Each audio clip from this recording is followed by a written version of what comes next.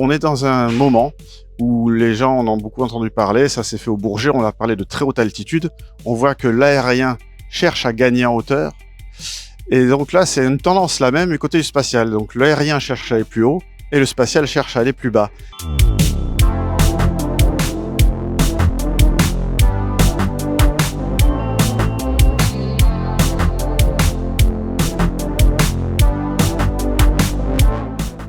Bonjour à tous et bienvenue à ce nouvel épisode du podcast de Space Avocat, aujourd'hui tourné à Bordeaux, à la Cité du Vin, en compagnie de François Buffenoir. François, bienvenue. Merci, bienvenue à Bordeaux à la Cité du Vin. Merci Dumas pour cet épisode du Space Avocat podcast. Ça fait vraiment plaisir. Ça fait un bout de temps qu'on se connaît, ça fait plaisir d'enfin qu'on ait le temps tous les deux de discuter. Écoute, j'en suis ravi, ça fait effectivement longtemps qu'on en parle et quel meilleur événement et occasion d'en parler qu'aujourd'hui, puisque c'est la fin du Next Space Symposium 2025, qui est l'événement phare organisé par Way4Space. Oui, tout à fait. Et c'est le dernier jour aujourd'hui d'une édition 2025 qui a rempli toutes ses promesses. Je crois que on est tous satisfaits de cette édition qui s'est vraiment bien passée, avec encore des invités de qualité. Parce que Way4Space, si je peux débarrer, allez, tout de suite. Je t'en prie. Le Way4Space, c'est un centre d'innovation et d'inspiration spatiale. Alors, qu'est-ce que ça veut dire? C'est qu'on a 3 missions principalement. Donc, en fait, on a une structure qui est venue d'une volonté de la région Nouvelle-Aquitaine, d'un peu faire connaître le spatial néo-aquitain et aussi profiter d'un écosystème assez favorable ici, puisqu'on a des grands groupes, des startups, des petites entreprises qui sont assez performants dans le spatial, et profiter de cet écosystème pour réfléchir aux futurs usages de l'espace et comment favoriser l'innovation en région Nouvelle-Aquitaine. Donc pour ça, la structure a été créée il y a à peu près 5 ans. Donc c'est une volonté de la région, donc on est mi-public, mi-privé. On va retrouver la région Nouvelle-Aquitaine, Bordeaux Métropole, dans laquelle il y a cette magnifique Cité du Vin, et la ville de Saint-Médard-en-Jalles où sont nos locaux, et 3 grands groupes industriels du spatial de la région, que sont Ariane Group, Dassault Aviation et Telespadio du groupe Thales. On a ensuite tout un ensemble de partenaires qui vont aller de l'Université de Bordeaux, la chaire Défense et Aérospatiale de Sciences Po, le CEA, l'Agence d'innovation d'Aquitaine, qui nous accompagnent dans nos missions qui sont donc de favoriser l'innovation, c'est-à-dire on organise des ateliers d'innovation. Donc, généralement, ce qu'on va faire sur une année, on va choisir un thème qui justement a trait un peu au futur de l'espace. Qu'est-ce que demain on pourra faire dans l'espace? L'exemple type, c'est cette année, on a choisi les orbites très basses. On va en parler justement. Voilà, on va en parler. Et là-dessus, on va faire des ateliers d'innovation, ce qui consiste à réfléchir à des nouvelles idées, des nouveaux usages du spatial. On fait aussi des études à côté. On a la chance d'être entouré par beaucoup de membres et partenaires. Alors, je vais citer les principaux, mais aussi beaucoup de startups. Et on a accès à beaucoup de spécialistes qui nous permettent de faire des études sur certains sujets, comme les orbites très basses. On a fait aussi un document sur le Starship, par exemple. Donc ça, c'est une activité d'analyse stratégique, donc activité de atelier d'innovation. Et tout cela, ça se concrétise en fait dans un grand événement à la fin d'année qu'on appelle Next Space. C'est un symposium qui dure 2 jours, dans lequel on montre un peu les résultats de ces réflexions. Et on invite les gens qui connaissent bien le sujet pour être vraiment... Nous ne sommes pas pour les hyper spécialistes, tout le monde peut comprendre, mais c'est le but, que chacun comprenne un peu les enjeux de nouveaux domaines du spatial dans lesquels peut-être demain, il y aura des marchés, des nouvelles startups et des nouveaux projets. Effectivement, tu parles de vulgarisation. Je pense que tu es très présent sur les réseaux sociaux, notamment sur LinkedIn. Et une de tes grandes qualités immédiates qu'on voit vraiment, même quand on ne te connaît pas, c'est cette qualité que tu as à vulgariser des sujets qui sont pourtant extrêmement techniques. Et tu en parlais à l'instant, cette année, le grand sujet du Next Space, ça a été cette Véléo, alors qui peut être un peu obscure, parce que c'est vrai qu'on entend souvent parler du Géo, bien évidemment du Léo, un petit peu moins du Méo. Mais qu'est-ce que c'est finalement cette orbite très basse? Pourquoi c'est si intéressant à l'heure actuelle? Alors, pourquoi c'est intéressant? Déjà, le Véléo, ce qui est embêtant, c'est que quand on rédige un document, celui que je l'ai fait, les correcteurs orthographiques le mettent vélo à chaque fois, donc ça nécessite. Mais non, ce qui est intéressant, c'est que les orbites très basses, pourquoi? Parce que on est dans un moment où les gens en ont beaucoup entendu parler, ça s'est fait au Bourget, on a parlé de très haute altitude, on voit que l'aérien cherche à gagner en hauteur, et donc là, c'est une tendance la même du côté du spatial. Donc l'aérien cherche à aller plus haut, et le spatial cherche à aller plus bas. La jonction entre les deux est un domaine encore peu exploré, qui s'appelle Véléo, qui est un mélange de contraintes de l'aérien et de spatial, c'est-à-dire qu'il y a encore de la traînée, il y a un peu d'atmosphère, Mais d'un autre côté, on est quand même à des hauteurs de spatial. On peut atteindre des vitesses qui sont celles du spatial.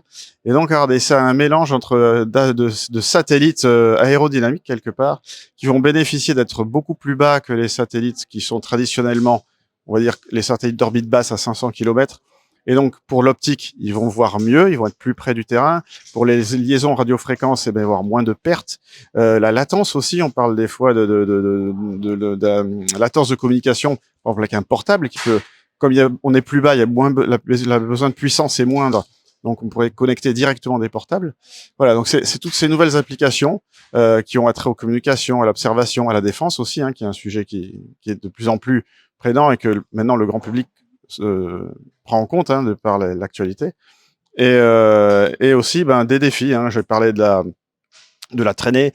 L'oxygène aussi, à cette altitude-là, il abîme les composants, l'oxygène atomique, qui les dégrade. Donc, il faut pouvoir propulser le satellite. Il peut plus avoir une forme de satellite classique, il va avoir une forme plus aérodynamique. Donc, c'est vraiment, donc, il y a à la fois, c'est un monde de défis, un monde d'opportunités, et un monde incertain aussi. Donc, on a beaucoup parlé de science. Il faut aller mesurer. Plus on connaîtra cet environnement-là, plus il pourra être utilisé pour de nombreux bénéfices. On a parlé effectivement de fusées-sondes. Il y a eu plusieurs démonstrations qui ont été mises en place. Ce qui est intéressant de voir avec cette VLEO, c'est finalement, comme tu disais très bien, ce rapprochement de l'espace de la Terre et puis finalement aussi ce décollage de l'aérien vers l'espace. Et il y a un point de rencontre qui est toujours compliqué. Ça a été évoqué notamment lors des diverses tables rondes. Il y a un problème juridique, notamment par rapport à la souveraineté. Où est-ce que s'arrête l'espace aérien? Où est-ce que commence l'espace extra-atmosphérique? Il peut y avoir un consensus scientifique. Il y a moins de consensus, bien sûr, politique et juridique là-dessus. Si tu prends ces 2 jours de débat, je sais qu'aujourd'hui, il y a eu également des tables rondes un petit peu séparées, des groupes de travail thématiques. Quels sont pour toi, en cette fin d'année, où il peut y avoir une certaine instabilité mondiale, mais aussi nationale, quelle est pour toi la situation du spatial et notamment du New Space qu'on a beaucoup vu évoluer ces dernières années et puis qui là rentre dans une phase de maturité à la fois de marché, mais aussi institutionnelle? Moi, en tant qu'observateur du spatial, quelque chose que je trouve intéressant dans exactement la période d'instabilité que tu viens de dire, c'est que malgré tout, la phrase qu'on a toujours entendue, "Space is hard", est toujours vraie. Et du fait même que l'espace est pas si facile à atteindre, on voit il y a toujours besoin de coopération. On l'a vu, par exemple, on a eu une intervention au commandement de l'espace qui nous a bien expliqué que pour pouvoir appréhender ce qui se passe dans l'espace, mieux connaître la situation, on a parlé de satellites poupées russes, on a parlé de satellites qui peuvent faire un dédit d'accès. Pour connaître la situation de l'espace, ce qu'on appelle le Space Situation Awareness, le mieux, c'est d'avoir beaucoup de données, des données croisées qui viennent d'acteurs différents. Et donc, tout ça, c'est de la coopération. Et même si le coût d'accès à l'espace peut baisser ou des prix des satellites sont moins chers à fabriquer, le VLEO, par exemple, ça permet d'utiliser des composants du commerce, qui sont non blindés, ce qu'on appelle blindés contre les radiations spatiales, donc faire les satellites moins chers. Malgré tout, ça reste du spatial. Il y a évidemment certaines nations qui ont le pouvoir financier de tout faire tout seul, surtout les USA et la Chine. Mais malgré tout, il y a quand même toujours une coopération. On l'a vu et on l'a entendu de la Space Force avec le commandant de l'espace, avec l'OTAN.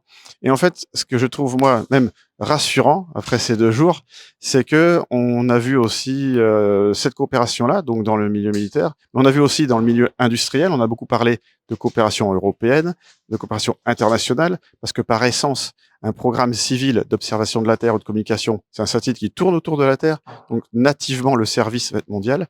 Et donc on voit qu'au niveau industriel, donc peut-être pour rassurer, on va dire se rassurer en ce moment, on voit qu'au niveau industriel et au niveau défense, il reste des relations bonnes, on va dire transatlantiques entre nos alliés de part et d'autre de both sides of the pond, comme disent les Américains, des 2 côtés de la piscine, là, du marais. Et ça reste essentiel. C'est quelque chose auquel il faut faire attention. C'est quelque chose même finalement où les institutions, les industriels et les grands acteurs institutionnels de défense ou même l'Union européenne, l'OTAN, peuvent agir pour garder ces bonnes relations, même si à la strate supérieure, au niveau politique, ça semble traverser une période difficile. Alors c'est vrai que je reviens un peu au début de notre entretien. On parle de la métropole de Bordeaux. Encore une fois, on est aujourd'hui à la Cité du Vin de Bordeaux. Il n'y a pas que Toulouse et Paris dans le spatial en France. Il y a aussi Bordeaux.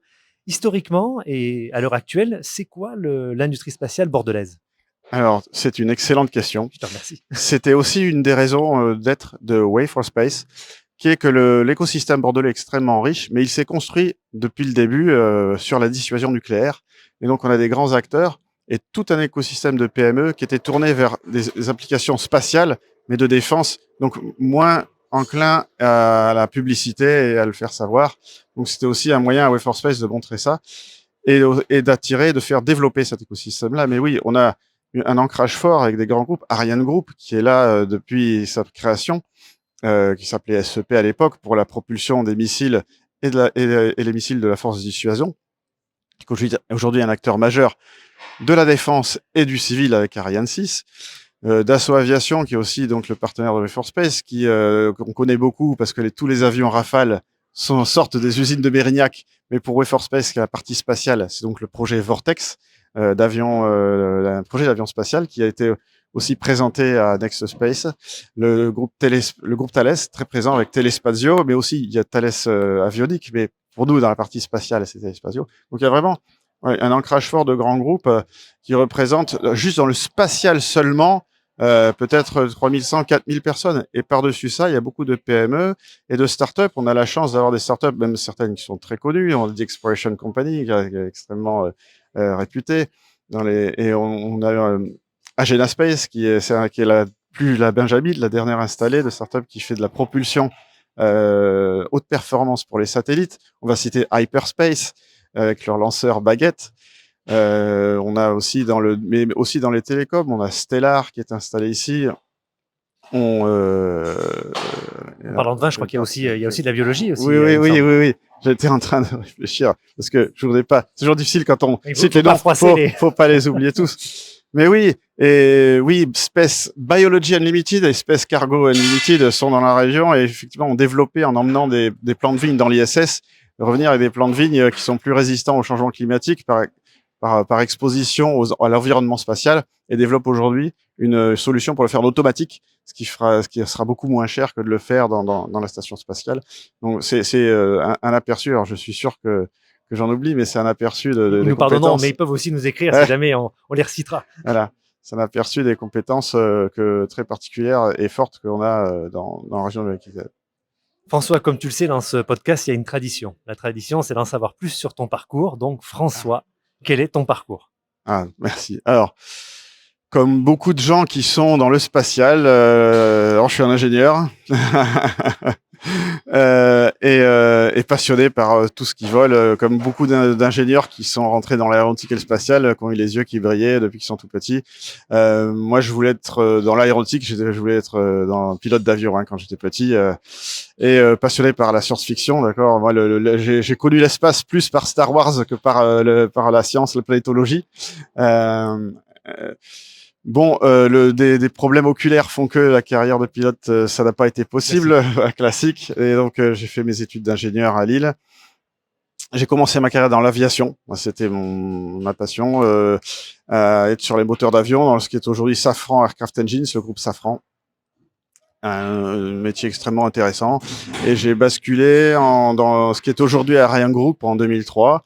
D'abord parce que j'avais dans le parcours commencé à être vraiment spécialisé dans les matériaux à haute température et à l'époque ce qui est aujourd'hui Ariane Group commençait à faire un bridge aussi, puisqu'on parle de vélo, il y avait le bridge entre le spatial et l'aérien, dire les matériaux du spatial, est-ce qu'ils peuvent être appliqués à l'aérien, ce qui est le cas. La tuyère du Rafale a des matériaux en composite très haute température qui ne sont pas différents de ceux qui sont sur les navettes spatiales. Et donc, par cette spécialisation en matériaux de très haute température, j'ai eu la chance au sein d'Ariane Group de travailler sur des projets passionnants, jusqu'à une navette spatiale qui était le IXEV. J'étais responsable de la protection thermique de l'IXEV, qui est un démonstrateur qui a fait une rentrée atmosphérique en 2015. Donc, je peux te dire que pour un enfant qui rêvait de X-Wing, de travailler sur une navette spatiale, c'était pas loin. C'était pas loin, mais c'était chouette. Et après, c'est aussi un conseil si les jeunes écoutent le podcast, et j'espère, faut toujours saisir l'opportunité, parce que il y a plein de choses à découvrir. Et il s'est présenté une opportunité par mon épouse, qui à l'époque a eu l'opportunité de partir en Guyane, et elle m'a dit, écoute, je peux partir en Guyane, sur le centre spatial guyanais, pour m'occuper des boosters à l'époque, de construire l'industrialisation des boosters Ariane 6. Et le problème, c'est que il faut emmener toute la famille. Et il fallait décider très vite. Et je me suis dit, mais banco. Et donc, je suis parti. Osé. Et bien heureux parce que recruté par Ariane Espace sur les vols, sur l'équipe qualité qui s'occupait de tous les lancements. À l'époque, il y avait encore Soyouz en Guyane. Donc, j'ai eu le bonheur de participer au lancement des fusées Vega, Soyouz et Ariane 5. Voilà. Autre conseil à ceux qui nous écoutent, c'est l'occasion de voir un lancement pour de vrai. C'est une expérience inoubliable. Donc, je recommande en effet. Donc ouais, tu as vu, hein, très technique, hein. Très technique, mais là finalement au cœur de la coordination d'un vrai écosystème. Ouais. Et quand je suis rentré de Guyane à Bordeaux, c'est présenté pareil. J'ai vu cette offre c'est Pierre-André Baudard qui était le premier directeur de Wave for Space, qui cherchait un directeur technique. Je lui ai envoyé un message, il m'a reçu, on a discuté. Je suis bien heureux et fort content que l'équipe m'ait choisi. Donc ça fait 3 ans que je suis, c'est même presque à l'université aujourd'hui, que je suis directeur technique de Wave for Space. Et c'est un projet qui me motivait énormément parce que c'est un projet un peu comme en Guyane, où ce que j'avais trouvé bien, c'est que à chaque lancement, il y a des clients différents, l'agence spatiale japonaise, coréenne, l'agence spatiale européenne, des clients privés. On rencontrait plein de gens. Et ici à Wave for Space, comme je l'ai dit tout à l'heure, on met en relation plein de gens. Et ce côté me plaît énormément.